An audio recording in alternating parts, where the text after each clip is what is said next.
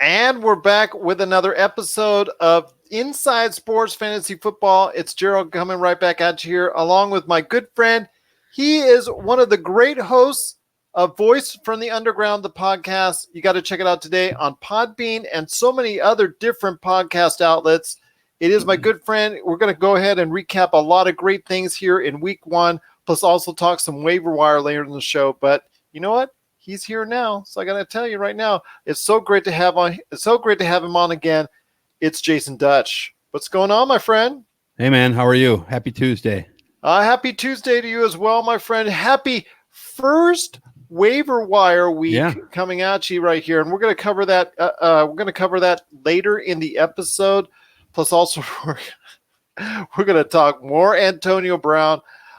You know what? It's not a laughing matter, because something else came up with him, but he did, since we last spoke, the saga we thought ended because he got himself talked out of one area and put himself into another area. But we'll recap a little bit of that and see where it's going now, and ask ourselves if it's actually okay to go ahead and start him at this point in time coming up. But first, my friend, it's NFL week one. It's all done. It's in the books. A lot of great things that we saw, and a lot of shameful stuff that we saw when it comes to the weekend that was in the NFL. So I want to hear your thoughts on week one standouts. Where do you think it starts? Because for me, it starts in Houston, but I know for you, it probably starts somewhere else. Well, Houston's a good place to look for sure. I mean, Denard Hopkins, big game. You expect that, right? I mean, he was probably your number one pick. So, or for me, he was. At worst, your number two pick if you had like an early snake pick, like maybe 11 or 12 or something like that. I can't. But for me, I will say this: for me, he was in my snake draft, since I drafted six if I remember correctly. That he was just left on the board at that point in time. The running backs were not tantalizing at that point in time, so I took him. And so far, I'm getting some great early returns. Yeah, that was a good pick, because once like I said last week, once the first three running backs were gone, I don't believe Nick Chubb or any of those other guys was worth a number 4 pick. So you kind of got to go wide receiver at that point, and then you were left with maybe Michael Thomas or him, depending on where you go. And you were happy with both of those this week. Michael Thomas had a big week as well. In fact, I actually have a team, believe it or not, where I have Michael Thomas and Denard Hopkins on the same team. It's a keeper league, so you're keeping them. Yeah, a lot of young players went, which allowed me to have those two guys. But yeah, I was very happy. Of course, I lost still. Highest scoring losing team in the league as usual. But I lost. I'll tell you why I lost my first matchup in the keeper league. It was because I'm an idiot. And I had to work on Thursday, and I didn't realize Trey Burton didn't start. So I had left Delaney Walker on my bench, and I lost by 2. Delaney Walker would have gave me a 18-point win. So that was one reason why I lost. But also the other reason why I lost, which is as a standout in a bad way, was I have my 2 quarterbacks who I think for the year will be fine. But Jared Goff and Ben Roethlisberger did a total of jack zero. They were terrible. Jared Goff was completely exposed by supposed to be a bad Tennessee team. And Ben Roethlisberger was equally exposed, although a lot of it is the fact that his receivers apparently don't know how to catch the ball. I can't tell you the last time I saw a game not with someone other than the Bears playing in it. Well, that to me was one of my biggest surprises as far as seeing the overall, I guess, lack of performance from anyone on the Pittsburgh roster. Yeah, I mean, Howard, you can almost forgive because they were down right away. Tom Brady just keeps on ticking, and he's supposedly getting Antonio Brown. We'll talk about that saga in a minute, but I think that the biggest move of this week was clear to me with Austin Eckler in LA. When I see LAC, I keep wanting to call them the Clippers. You know what? Everybody still calls them San Diego down here as well. The San Diego Chargers, sure, but then when I see Austin Eckler, RB, LAC, I'm like, I think LA Clippers, Hey, because both LACs will probably have a very good year because they're both loaded on both the NBA and NFL fronts. I've seen, I'm not the biggest NBA fan, but I have committed to watching a little bit more this year. And the Clippers do look, they look pretty good. I thought they're going to be good a couple years ago too, when they had, what's his face, the redheaded Blake Griffin. Well, Blake Griffin, right? DeAndre Jordan, the redheaded light skinned guy, whatever his name is, Blake Griffin. Lob City was in full force. Yeah, I remember distinctly. Yeah, but circling back to the NFL, I mean, Austin Eckler has to be story 1A or 1B. That I don't, however you want to rank him. Does this mean a Melvin Gordon? He's in trouble. We saw this movie last year. Remember, with Le'Veon Bell, we saw this movie last year, and it didn't work out particularly well for Le'Veon Bell. It worked out very well for the gentleman who was, what the hell's his name? I'm blanking out right now. James Conner. James Conner. God, it's late. It worked out very well for James Conner, and actually last year I picked up James Conner as a waiver pickup right before the season started, because I figured I might get 1 week out of him. So if you picked up Eckler or you drafted Eckler late, then you're in pretty good shape, because it looks to me like he's cemented his place on that team. I mean, he looked really, really good. And he looked better than Melvin Gordon has really looked at pretty much any time, other than maybe 5. See, I'm not sold on. I'm not a Melvin Gordon guy. I'm not. I never have been a Melvin Gordon guy. Like, I would take Melvin Gordon, but I don't get excited about Melvin Gordon because I think he's just way too prone to injury. And he just never, I mean, he was really good in college, yes, but I wasn't really sure that he was going to, he kind of reminded me of, even though he's not anything like this guy as a runner, but just performance wise, he always kind of struck me as like a Ron Dane type of guy where, he's going to be okay, but there's no way you could be expecting Ron Dane to do what he did in college. Because if you remember Ron Dane in college was insanity on a stick. But we had even anticipated him having so much usage at Wisconsin that we thought he might be already worn out by the time he got to the NFL. Yeah, and same, it came from the same place too. So, but that's the way I kind of looked at Melvin Gordon. Melvin Gordon's a better running back than Ron Dane was, but obviously not as powerful of a running back. He's smaller and doesn't weigh as much, probably a little bit quicker. But I still have never been really sold on Melvin Gordon. When I met Melvin Gordon, okay, I actually have met Melvin Gordon. I was shocked at how tiny he is. He's not a very big guy. I'm not that big. I'm only barely 6 foot tall. And I just looked at this guy and I was like, this guy's an NFL running back. And like, I was there at Chargers training camp 2-3 years ago because my daughters, I think I mentioned last week, are cousins with Corey Davis of the Tennessee Titans, right? Their mom, my daughter's mom, is Corey Davis's first cousin. And back in 2016, Corey Davis's older brother was in training camp with the Chargers. And his brother actually broke all of Antonio Brown's records when he was at Central Michigan, and had a cup of coffee with the Bears as well. But when he was on the Chargers, he let us on he got us in a training camp to meet some of the players. I met Phillip Rivers, who's, was probably going to go home and have his 17th kid that night. But Melvin Gordon, I just was like, when I saw him, and this was going to be his rookie year, I was like, nah, no, this guy.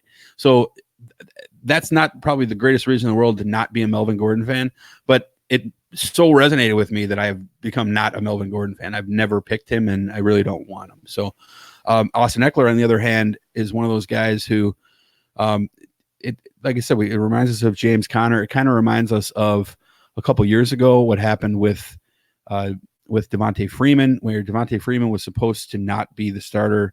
In fact, he was almost on the outs in Atlanta, and Tevin Coleman was supposed to start. And then all of a sudden, Tevin Coleman had I think a bad hamstring that first game, and Devontae Freeman scores 3 touchdowns, and it's all on from there. So this happens every single year. So if you have a chance to pick up a waiver pickup of Eckler, which is probably 50-50 chance. Gone. Yeah, well, if he wasn't drafted, then he would still be on waivers unless someone picked him up beforehand. But the odds are low. But if you did pick him up, yeah, you're looking in really good shape right now. And I would think you're going to get at least 3 weeks with him, because I don't think Melvin Gordon, when he comes back, is going to even if he came back next week, I highly doubt he'd get the lion's share. Yeah, absolutely. It's probably going to be not for a while before Melvin Gordon, players that are out there that have him on their team are going to be able to see any type of residual effects at least 3 to 4 weeks before you're going to see any type of that. I mean, he's not even back yet. So right now it's Austin Eckler. You're going to get a heavy dose of him. And if you're an Austin Eckler fan or a Los Angeles Chargers fan, you're going to see a lot of him going forward in the future. But there are more great performances that we got to talk about. Sammy Watkins, almost 200 yards in receiving, 2 touchdowns, just an incredible day. Tyreek Hill is injured. Yeah. So I want to ask you, is Sammy Watkins still someone you want to go ahead and make sure he's a wide receiver 1 for you and a big time play, at least for the short term going forward? If Sammy Watkins is your number 1 receiver, you got a bad fantasy football team. Or you could be running back heavy. You could be, but Sammy Watkins is another guy that I've never really cared too much for. Sammy Watkins. I know when he was in Buffalo, he had some good games there, but to my eye, I'm not excited by Sammy Watkins. I view Sammy Watkins, in my view, people are more than free to disagree, as he's a WR3.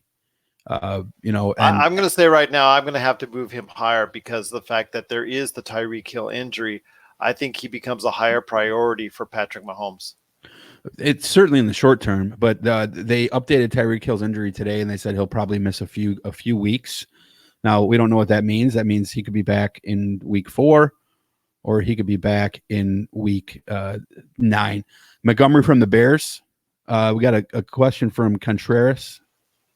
Yes, we do. Yes, we do. And thank you so much for watching, and I appreciate so much you asking the questions. Absolutely. We love answering fantasy questions. So your thoughts on Montgomery.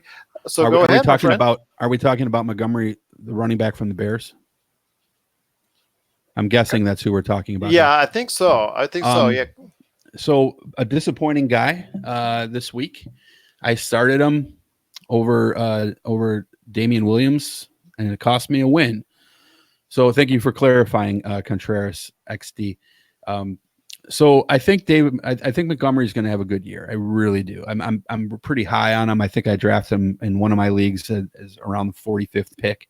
Because you're not sold on Trubisky being that big time quarterback in a passing game that's going to be. No, not really. You still think they'll rely on the running game once again in Chicago? Yeah, I mean, I don't. And last week's game was weird. Like that Thursday night game was just. I don't want to read too much into that. Especially it's hard to on Thursday games as a Bears fan, but it's the Packers Bears, right? It's like Cubs Brewers or Cubs Cardinals or Yankees Red Sox. It's just such. You kind of got to throw everything out the window. I mean, you only got. Are you going to give up on Aaron Rodgers because you only got you 12 or 14 points depending on your scoring system? No, nobody in that game had a good fantasy day. So now, depending on the other running backs that you have, maybe Montgomery, you might want to give him a couple weeks to sort of get his feet wet, so to speak. The only running back on the Bears that I think is going to be a no-brainer is Tariq Cohen, because I think Tariq Cohen is they love to throw the ball to Tariq Cohen. He's and even when Trey Burton comes back, I think Tariq Cohen is still going to have a really good year again with the Bears, and he's just so explosive and he's such a good receiver. I think Montgomery is a good play for flex. He could be, again, it depends on who's on your team. But I certainly wouldn't shy away against Denver. So, there's no reason why he shouldn't have a pretty good game. He'll certainly do more than he did this week. It's just how much they're going to use Davis. That one, the Davis thing kind of came out of left field 2 days before the game, like Tuesday, a week ago, today, they came out and they said, hey, Davis is going to get a lot of carries this week. And I was like, what the hell is this? What are we talking? Why is he going to get all these carries? So, I was all set on Montgomery. I had just taken him. And then I was like, I don't know if I should start him. And I didn't. I'd pull him out of my lineup. I should have. But thank you, Contreras XC, for subscribing as well. Truly appreciate it. Yes, thank you very much for subscribing. But yeah, definitely keep Montgomery around. If you want to tell me who your other running backs are, or what you're considering using him for, maybe as a flex against a wide receiver, you can feel free to put that in your comment as well, and I'll give you my humble opinion. Or you could go ahead at any point in time. You could let us know, isfantasyfootball@yahoo.com, or on social media, Voice from the Underground, the podcast for Jason Dutch, or Pop Culture Cosmos, or Inside Sports for me as well. And, if he's asking him and you honor one of our other social media outlets, we'll be glad to go ahead and send it to him. Jason and I talk all the times on social media, so it's not a problem at all. Anywhere you guys and gals want to go ahead with your fantasy questions as well. And we truly, truly appreciate it. I wanted to ask real quick on some of the great performers as well. Are you buying or selling in regards to quarterbacks, the performances of both Dak Prescott and also and also as well, we'll get to your next question in a sec, real quick, and then we'll go ahead. But we know it. We'll go ahead with yours. Let's just go ahead and finish Contreras XD right now. Singletary or Montgomery this week? Okay, assuming we're talking about Singletary from Buffalo. Damn, that's a tough one because they're like right next to each other in my rankings. I'm still going Montgomery personally. It's who's Singletary going against this week? Let me double check this. Sorry. Devin Singletary. They're playing the Giants. So wow. Okay. Decent running defense. That's yeah. They were very good against the run. Just they couldn't. But they're going to lose. Pass. They're probably going to lose.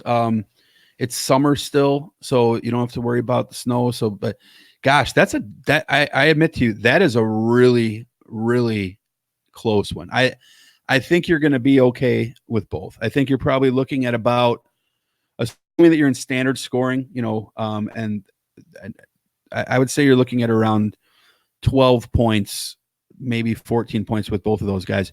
Though I do think that Singletary's ceiling is higher. My opinion is Singletary's ceiling is higher. You might have a higher floor with Montgomery, but Singletary's ceiling is certainly higher. I'll tell you why I'm saying what I'm saying. I could see Mike Singletary. See the Bears fan in me comes up. I could see Devin Singletary with 30 plus points. There's no way that I see Montgomery with 30 plus points. There's too many other running backs in the backfield. But I could also see Singletary with 5, where I don't see Montgomery with getting 5. I think he's going to end up around 12 or 14 points. Well, I can just give you my suggestion please. on that. That's a really tough one. That is a tough one, but I'm just going to tell you right now, I alluded to it a little bit, that the Giants, the only thing that they looked good at was against the run.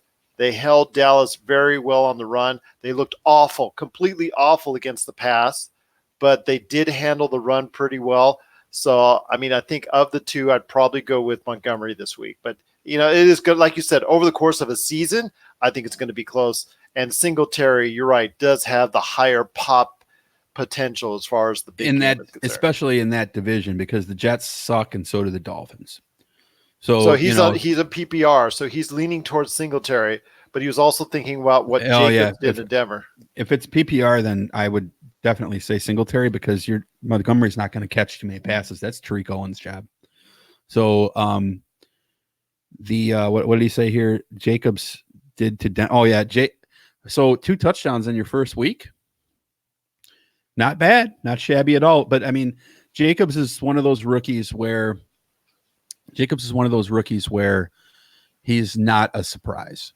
We all kind of knew this was coming. It's very rare that running backs are taken that high to begin with. You don't believe it. Look at Mark Ingram, right? Look at what Mark Ingram did in college. He was just insanity in college. And he was taken with the last pick of the first round, first pick of the second round, something like that. So it's this guy, they knew what they were getting in Oakland. Now they thought they were going to have different players on that team. But I think the Antonio Brown thing is going to end up helping Jacobs because there's really no one to throw to on that team unless I will say, though, if you're looking for a receiver on Oakland, Tyrell Williams is probably already owned. And I think that's going to help him a lot. Don't sleep on Hunter Renfrow. And no, I don't mean the outfielder from the Tampa Bay. Is it Tampa Bay he plays for? No, the Giants, the San Francisco Giants outfielder, Hunter Renfrow. There's another Hunter Renfrow, and he plays wide receiver across the bay from the other Hunter Renfrow in Oakland. So, and they're going to need help to go ahead and still play at that kind of level because they really surprised in week 1. Yeah, and Renfrow, I forget if he's a second or first year player, but he's a young guy. He's not the fastest guy in the league, but he seems like one of those guys who can be, and I hate the stereotype because of his skin color, but he seems to be one of those guys like that could possibly be like a Julian Edelman type of receiver. Or Cooper Kupp type of guy, not as fast as Kupp for sure, but could play in that same position. So don't sleep on Hunter Renfrow with a W. I would take a look at him. I picked him up in a couple of leagues as a flyer right before the game because we found out about Antonio Brown within hours of game time, right? So I was like, okay, well, this guy is going to fill into it. He'd had a bad week, but I wouldn't. We don't judge guys up or down by what they do in week 1. So, well, thank you for the questions, though, Contreras XD. You've been awesome, and we truly appreciate it.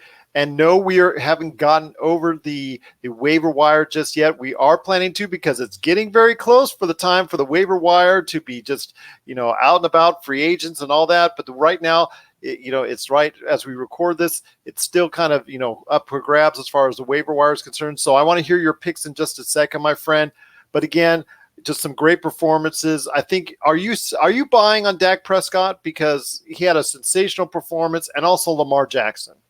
Lamar Jackson, I am. Yeah. Dak Prescott. I had a guy offer me a trade yesterday. He offered me Chris Carson and Tom Brady, he offered me Dak Prescott and Chris Carson. To me, I was giving him Tom Brady and Tariq Cohen. And I thought about it, and I was like, no, I'm not going to do it because I don't really see Dak Prescott scoring. I think I thought about it. I'm like, I know why he sent me this trade because Dak Prescott had a huge game and Carson had a huge game, even though Carson didn't rush for a lot of yards. Sell high, buy low. So he was like, oh, I'm going to sell high and I'm going to get Tom Terrific, who I was an idiot and didn't start. I started Roethlisberger over him. So why you're listening to me is beyond reason. But I thought that I looked at that game between the Patriots and the Steelers, and I was like, okay, Patriots are going to win. I know Brady's going to throw a couple touchdowns, but I kind of figured it was going to be the running back, because that's the thing with the Patriots is you never know, right? Like you can't predict the Patriots. Rex Burkhead could score 4 touchdowns next week. You never know. So that team for 7 or 8 years now has been so unpredictable, especially in the backfield. So I was like, well, this strikes me as one of those games where it might be, a big game for one of the running backs. So I'm going to err on the side of caution, put Brady on the bench, and start Roethlisberger because they're probably going to be behind, and he'll probably get me. And he might have one of those games where they lose, but he gets me 3 or 4 touchdowns. Boy, was I off. I mean, that team just looked horrible. They can't hold on to the ball. So, yeah, Tom Terrific staying in the lineup. But the point of that though was Dak Prescott, and Dak Prescott. If you started on week 1, good for you. If you're expecting that week 2, good luck. I don't see that happening. He's going to be fine. Lamar Jackson, though, I think is different. Lamar Jackson has potential to be a beast. I'm really glad he got an opportunity. He had to undergo all those same stereotypes that most black quarterbacks have to go through when they're taken out of college. There's a lot of talk about him not being picked at all, and then would he get an opportunity? And when he got picked by Baltimore, I'm glad that he did, because the kid's he could be the truth. Now he's not going to be Tom Brady at the end of his career, but he could certainly do pretty well. So Lamar, if you have Lamar Jackson on your team, I would say he's probably like QB 9 or 10 right now. That's an interesting list, to be honest with you, but he's probably around 9 or 10. So if you're a QB 10, you should be starting him unless you have like a QB 1 or 2. So, but then look at what he did. What Jared Goff did. Jared Goff was my QB 3. Now I know that's high. I have him higher than a lot of the lists do, but on most of the lists he was in the 7 or 8 range. But I think Jared Goff's still gonna have a good year, even though it was terrible this week. But Baker Mayfield, same thing, had a bad week also. So Ben Roethlisberger, bad week also. I own all these guys, right? So in a variety of different leagues. But Lamar Jackson looks really good. The kid's fast. He's got a good arm. I still have some questions about his receiving core, but so far he looks like the truth. Baker Mayfield and the Browns. Crazy. Are you selling on them early? No, but I didn't buy into the hype all that much. I know there was a lot of hype going in, but something just kind of kept me back from going ahead and buying in on it 100%. And after week 1, I'm kind of glad I did. Well, Delaney Walker said something very funny. He said, "They are who we thought they were." He was obviously quoting the late Denny Green after that debacle of a comeback against that the Bears had against them. Was it 2006? I want to say. So, God, time flies, doesn't it? But it's so the thing with the Browns is this: until proven otherwise, still the Browns. But it's hard not to buy in with that roster. I would say you're certainly not going to dump Baker Mayfield right now. If you are, then you're out of your mind. But you also aren't going to try to trade him right now because someone will offer you Dak Prescott. Like, I guarantee you there are people offering Dak Prescott for Baker Mayfield right now. Why are they doing that? Well, because they're thinking, oh, you're mad at Baker. Look at what Dak did. But I want the actual guy who's going to be a better quarterback for the year. Buy low, sell high. Yep. Exactly. So, but yeah. I want to ask you real quick in regards to Antonio Brown before we get to the waiver wire pickups and whatnot, as far as our suggestions on that. Antonio Brown, there were more allegations today filed in, I believe, a Florida court in regards to some rape allegations that were made. He is now a member of the New England Patriots, and I want to ask you, he's on virtually every team out there. People picked him up, even despite all the drama. They drafted him high. And, a lot of people are now questioning the fact that, is this going to be a good time to still start him, to still play him? Because he's expected to get some playing time as of this point, as of this recording. He's still expected to get some playing time as early as week 2 for the New England Patriots. So if you're a team owner and you have Antonio Brown on your team, are you a little bit trepidatious as far as actually putting him into the starting lineup? Well, I'm going to read for you the press statement from the Patriots, which was at 8:56 p.m. Pacific time today. So this is just like an hour ago. We are aware of the civil lawsuit that was filed earlier today against Antonio Brown, as well as the response by Antonio's representatives. We take these allegations very seriously. Under no circumstances this organization condones sexual violence or assault. The league has informed us they will be investigating. We will have no further comment while that investigation takes place. That tells me he's playing. So, as if there was a doubt. Right. Well, Kareem Hunt, he got cut right afterwards. So, it's you never know what's going to happen. The Patriots are a team that has historically taken on troubled guys, and in almost every case except for Chad Johnson, Ocho Cinco, it's worked. So, but I caution people. It's like, first of all, this is not a joke. This is, if the sexual misconduct is serious stuff. We talk about sexual misconduct on Voice for Underground all the time. I'm not going to go into that, but like, is that a reason to not start someone on your fantasy team?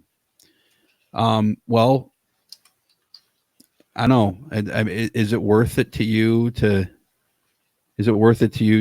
possibly lose your matchup because of something that has nothing to do with you, because of a button on your phone? If your ethics and morals are that high, great. Mine aren't. And I say that fully aware. I'm not trying to take away from what happened. We have a guy in the White House who got 17 such accusations. So, but it doesn't stop him from being president. So, it's the guy in the Supreme Court too. But this happens a lot with athletes. We have Ray Rice, we have Addison Russell, Ben Roethlisberger, who magically no one talks about. But yeah, like there's a tendency, for people to just assume he's guilty. Yeah, we don't have to go into why. It should be painfully obvious. But at the same time, he's kind of a jerk. So, Antonio Brown is a jerk. So it's like, if you have a chance to cut bait on Antonio Brown right now, someone's willing to give you something for him, really smart move to do so. I am so happy that I don't have any Antonio Brown in any of my leagues. I don't have to worry about this. But if you do have him, you're silly to not start him. You really got to start looking for other options, because if there is any credibility to this claim whatsoever, it probably won't come out for a while. It's civil lawsuits, probably a month and a half court date down the road, and his lawyers probably get it. But if there's something credible here, he will get suspended, probably for 6 games at the minimum end. So you really should start looking for something. If you can make a trade for someone like maybe like a Will Fuller or something like that for him at this point, might not be. Did you see that catch he made? My God. Somebody around that area, like maybe a WR2, or if you need a running back, somebody's hurting, they might take a chance if they're deep at running back but thin at receiver. I would certainly start thinking about looking to get away from it. But again, like I have never been a guy who has said I'm going to take personal ethics. Do I want to be friends with Antonio Brown? Not really. Do I have a problem with typing his name into a computer screen and hoping he wins me a couple bucks? Yeah, I'm fine with that. So, it's there are people though who will cut him because of this. He got cut by like 16,000 Yahoo teams today. Guess what? He's going to be picked up by 15,999. Yeah, so if you want to do that, that's fine with you. This has nothing to do with real life. It's fantasy. I think it's all. I think early on, as somebody, he's going to be a play for a lot of people. I think maybe because of the stuff, the allegations that's now hanging over his head, and that could be more of a sense of desperation to try and get numbers out of him of any type. So we could see a lot of Antonio Brown early, at least in 2 weeks, 2, 3, or 4. If you are going to play him, but yeah, trading he's safe for a few weeks. Trading him would probably be my best option. It is. But, I mean, if these and again, these charges could be false. Yeah. Let's look at Derrick Rose, right? Perfect example. Let's look at the Duke lacrosse team. These things do happen, but it's important that we take the claim seriously, but don't involve it with fantasy though, right? Yeah. It's got nothing to do with fantasy football. That's a real life issue. Fantasy's fantasy. But before we head to the waiver wire pickups and this, players that you need to go for on your waiver wire as soon as you hear this, because a lot of your fellow team owners are going to go ahead after him as well. After those players as well. I want to answer one last question right here from Contreras XD. Although if you have more, lay them on us, my friend, because we just truly appreciate it. But his latest question that he wanted to ask was, he was a little bit concerned over the 4 targets that Brandon Cooks got. So was I. Is it time to panic? No, it's the Rams. They spread the ball out as far as Los Angeles. You're never going to get, I think, like a ton of targets, 9, 10, 11, 12 each and every week, from any receiver. Yeah, but Jared Goff only scored, but depending on your scoring system. But he spreads the ball. He spreads the ball out there, even when he is hot. You're exactly right. but he's not going to score 8 to 10 fantasy points on the regular. So that's one of the reasons. I mean, if you're running, your wide receivers can only do what your quarterbacks do, So if you've got 3 receivers, because Robert Woods didn't light it on fire either, neither did Cooper Kupp. I mean, better days than Brandon Cooks, but still, that's going to flip around. You can't really worry about that right now. Again, it's only week 1, so you're still starting Cooks every week until. If he does it 6 weeks in a row, then maybe you should start not looking at Brandon Cooks. I would say earlier, I give it 2-3 weeks. If 2-3 weeks, he's only getting 3 or 4 targets. And like you said, and like you're saying, Contreras XG, yes, it seemed like he was focusing on Cooper Kupp and Robert Woods. So if you've got them on your team out there, and that's something you obviously want to take into focus. But I think as far as the way he spreads it out, he still, Todd Gurley gets some love as well. So you got to remember a lot's going his way as far as in the offense. And if I had Brandon Cooks on my team, I would be kind of worried already that if any game that he's going to have over the course of the season, I think it's going to be touch and go. I think it's going to be feast or famine when it comes to Brandon Cooks. Yeah. He's going to have those games where it's going to be 7 receptions, 150 yards, and 2 touchdowns. And he's going to have a lot of games like he did week 1. I think it's going to be all over the place. So, I mean, for me, he seems like a good flex, but you must have 2 strong receivers ahead of him as well, because he could be someone that could win you games each and every week, on those weeks that he's hot. But as a consistent wide receiver, that's going to be tough, because it looks like already that, again, when the chips are down, and if Goff, is in any type of duress, he's going to start focusing more on Kupp and Woods. And I think you nailed it, Contreras XD, when you said that he's going to focus on Cooper Kupp and Robert Woods the majority of the time. Anybody who has Brandon Cooks out there, including you, Contreras XD, if you've got him, I would kind of be concerned. But he's going to be that type of individual that's going to have those big games, then disappear for 2 or 3 weeks. Yeah, I don't completely disagree, but mostly I do. I would still take Cooks over the other 2 guys. Really? Until proven other, because Robert Woods is not going to get in a PPR league. Robert Woods is probably a pick or 2 ahead if you were to redraft every week than of Cooks. But I don't think that I'm not worried about Brandon Cooks at all yet. It's that ball is going to be spread around a lot, so he's that's for sure. But there's a lot of spreading to be able to be done in LA, and I really wouldn't worry about it too much. I mean, let's put it this way: John Ross, right? Another big game came out of nowhere. You going to start John Ross over Brandon Cooks? Because I know a lot of people are, and that's one of the things I want to lead into is because he's probably one of the biggest waiver wire pickups at this point in time, when he's one of the hottest names, because he had such a huge game this past weekend, and with the injury to AJ Green, he's going to be their primary receiver for at least the next 2 to 3 weeks. So, your thoughts on picking him up as a waiver wire, must as a wide receiver? I think maybe for at least 2 or 3 weeks, I think is something everybody should consider. And if they pick him up, I think John Ross III needs to be a play for that, because at 2-3 weeks down the line, as soon as AJ Green comes back into the lineup, you're going to go ahead and put him on your bench, or maybe even possibly by the halfway through the season, have him back on the waiver wire. Well, JR3, as I'm dubbing him now, him and Boyd are actually not a bad 1-2 punch by himself. And I'm not completely sold on the fact that when AJ Green comes back, that AJ Green's the number 1 receiver still, because we have to see how he plays post-injury.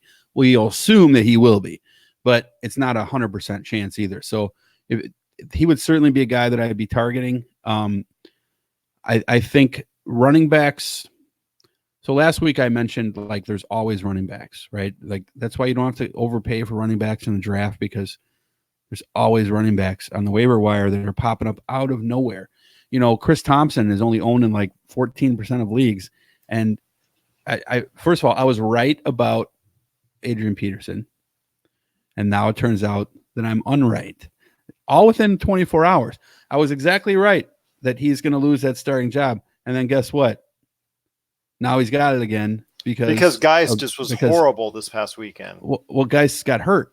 So, Geis is in a walking boot right now.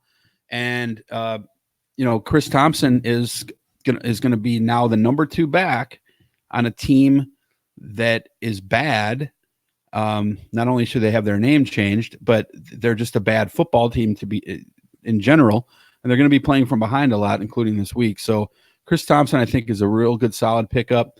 Malcolm Brown from the Rams, speaking of which, because Gurley is not, I don't think he looks 100%. Yeah, Malcolm Brown, I've noticed that he was trending. To be honest with you, that's a guy that I don't know a ton about.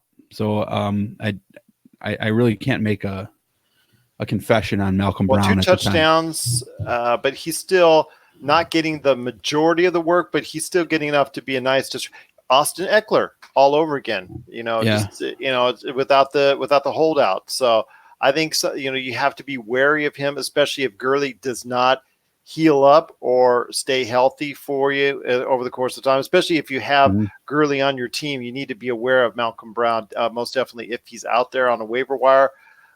One more name I want to throw out at everybody, Carlos Hyde from Houston. If he's out there on a waiver wire, I think he's a must because he looked like somebody that was a priority for the Houston offense this past weekend. That was a shock. I did not see that coming at all. In fact, all of the talk was trending the exact opposite way in the week or so before the first game. So I was completely shocked to see that Carlos Hyde did anything. I know he's owned in a good percentage of leagues as well, but I'm not sure that. Okay, so I would look at a guy like Mostert before I would look at Carlos Hyde long. I know Ronald Jones was also a hot name because he had a decent day. Yeah, Ronald Jones had a pretty decent day, and then I want to say I'm pronouncing the guy's name right. It's either Mostert or Mostert. But from the 49ers, he looked pretty good too, and he also now because of injuries is going to be the number 2 back on that team as well. Yeah. So, and if Matt Breida goes down, which is not going to be shocking, surprise, he's a running back. It turns out. So these guys who you don't even think about drafting. And it's only week 2. And we're talking about guys who went drafted in 0% of leagues. It's amazing. So you're seeing why I say what I say. But yeah, there's a lot of guys out there. I'm actually debating right now as to who to look to. Also, I will say outside of John Ross, because John Ross obviously was the big glaring, semi-surprise. They've been waiting for him for a few years now in Cincinnati. But A.J. Brown and Preston Williams also both had pretty good first games of their career as wide receivers. A.J. Brown of the Titans and Preston Williams of the Miami Dolphins. So Preston Williams, I think, is very intriguing. I think Preston is very intriguing. And lo and behold, the guy we talked about last week, Albert Wilson, did nothing and also got hurt. So Preston Williams is looking pretty decent. And A.J. Brown just has a football player's name. Can you imagine a guy named A.J. Brown who doesn't play football and is like a superstar? So it's like he's just got a superstar football player's name. A.J. is like A.J. Green and Tim Brown. They meshed together. That's A.J. Brown, right? So, yeah, I would go for A.J. Brown for sure. I would go for Preston Williams for sure as well. What about quarterbacks? Because there were several quarterbacks who are not on rosters, I can tell you right now, including someone that I think a lot of people have been looking for a long time to go ahead and finally break through, the potential of Matthew Stafford, who we've talked about ad nauseum over the past, 4 or 5 years now almost, about, being that next great quarterback. And he just gives you that potential like once or twice every year to say, hey, you know what? I got to go ahead and make sure he's on my fantasy team, or I got to go ahead and start him. Well, he had another great weekend this past weekend. So I ask you, my friend, is Matthew Stafford, who is available on a lot of waiver wires out there, is he someone you need to pick up? And is he someone that feasibly could start for a team that didn't do so well this past weekend? Well, up until recently, he was the number one paid quarterback in the country in the NFL.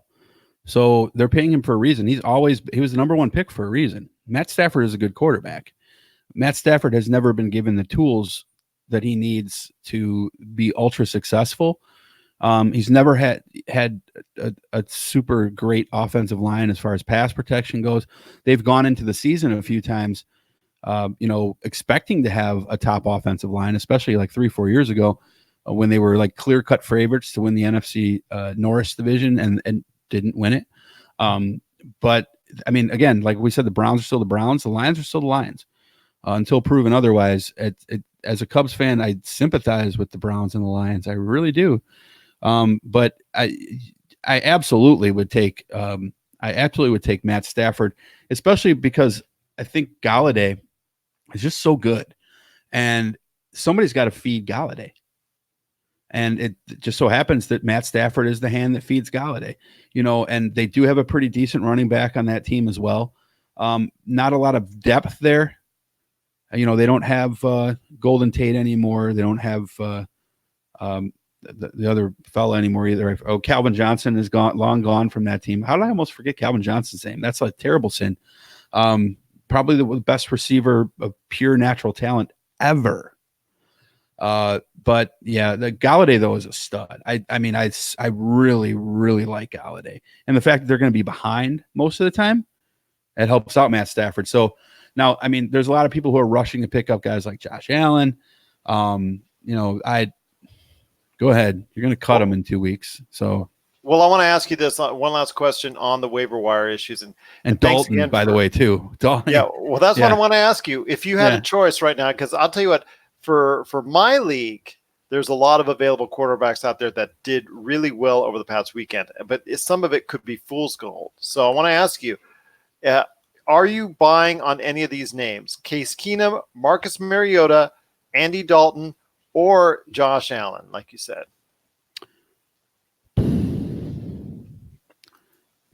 Case Keenum's had so many shots, so many different places, and he's always been mediocre, so I'll pass. Josh Allen, maybe, because he's still younger, right? Is this his third year? Am I missing something here? I believe it's third. Yeah. So, that's certainly possible that he takes the next step. He's got a good running back now. We talked about him earlier with Singletary. It's possible with Josh Allen. I cannot believe what I saw to Andy Dalton. I also cannot believe that that's going to be normal. So I certainly would not. You will not see me taking Andy Dalton. We know Andy Dalton. He is who we thought he was.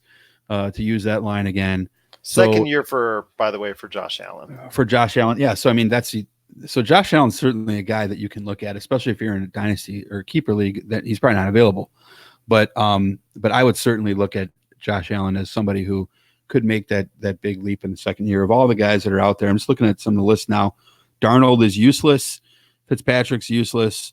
Keenum, I think, is useless. The one guy who is questionable, who's on a lot of waiver wires, is Marcus Mariota. So I mentioned before, Marcus Mariota throws to my daughter's cousin. So I want him to do well. But I just don't. I wasn't that sold on Marcus Mariota out of college. It wasn't sexy to me for some reason, sort of like Melvin Gordon. I don't really have a lot to base that on, but I just never liked him. But then we've seen what happened in his career, and he's been a bad quarterback. I don't know what the hell happened in that game. That game, when I think that I had on my confidence pool, I had Cleveland at number 11. Now, maybe I bought into the hype too much, but Tennessee's not a good football team. So, could Mariota get you some garbage points? Sure. But is he going to win you you have to ask yourself, who's going to be the better chance if you definitely need a quarterback, which at this point, I don't know why you would need a quarterback this early because nobody got hurt this week. So, I'm guessing you're picking him up as a speculative pick. Maybe you have Dak or Lamar and you're not super sold yet. So you're like, maybe one of these guys might be better in a few weeks. And you may very well be right.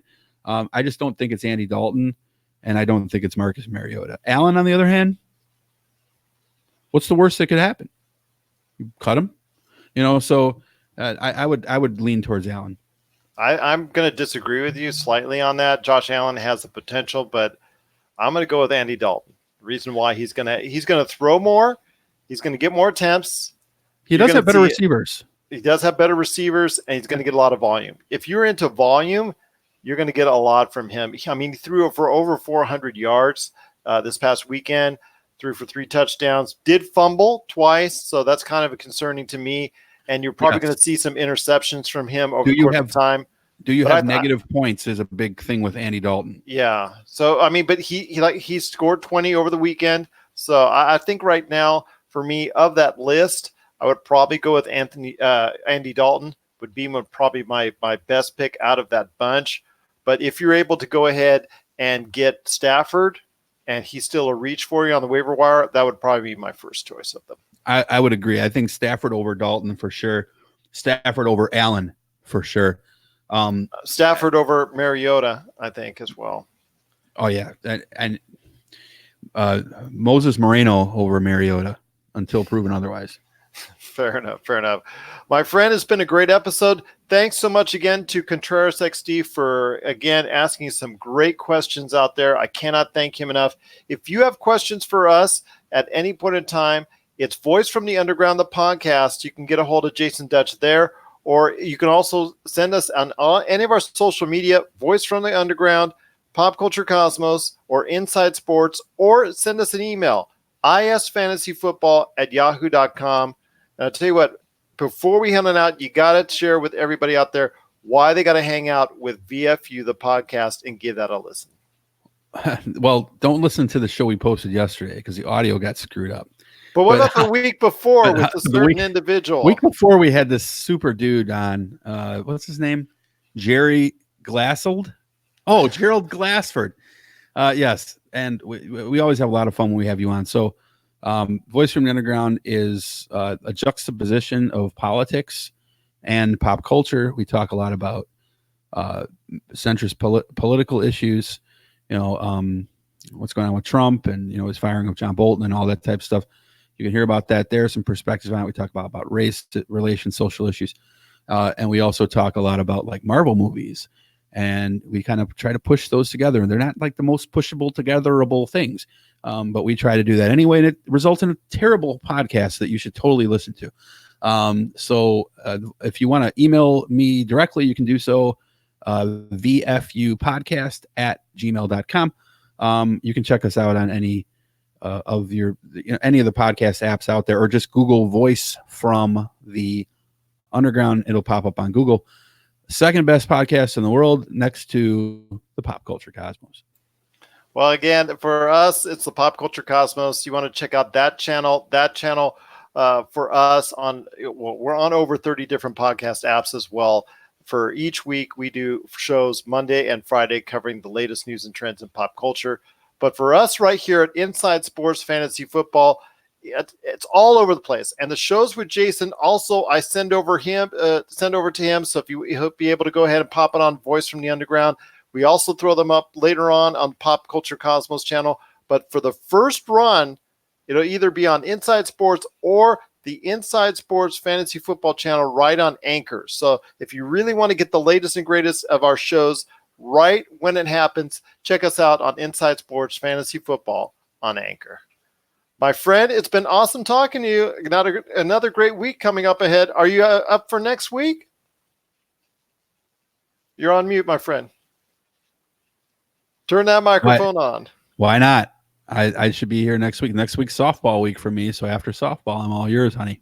All right. Sounds good. Sounds good. So a late night for us indeed. Next week, we'll be talking about week 2 in the NFL. Later on this week, I'm scheduled to go ahead and have Chris Sardieri from Inside Sports later on to talk, to get you prepped for week 3 in the NFL. We're going to go over it extensively as we can on that show. So looking forward to that. We're going to try and tape it on Thursday, so it'll be ready to play for you on Friday. So definitely looking forward to that as well. My friend, it's just been awesome to you. Awesome to have you on the show once again. Looking forward to next week. And I'm absolutely. And thank you for everybody that was watching out there, including Contreras XD. Just so glad to have everybody listening and watching us right here at Inside Sports Fantasy Football. Laters.